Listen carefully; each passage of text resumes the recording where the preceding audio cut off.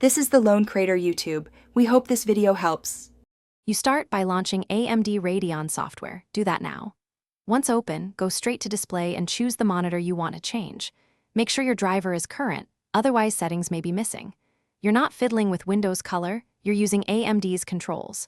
From here, you'll access the color section where Vibrance Light controls live. Stay focused. This first step puts you in the exact panel where the only reliable adjustment for Vibrance exists. Now you adjust the actual color controls.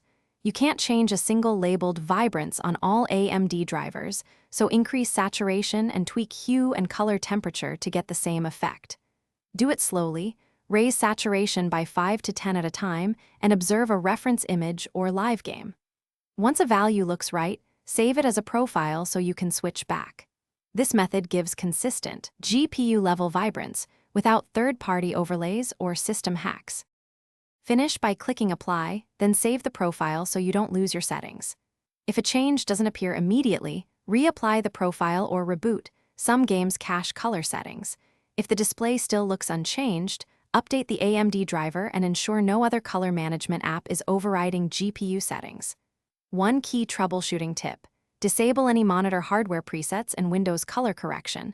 Those can block Radeon's adjustments. Once done, you'll have controlled, repeatable vibrance from AMD itself. Thanks for watching. Consider subscribing if we helped you.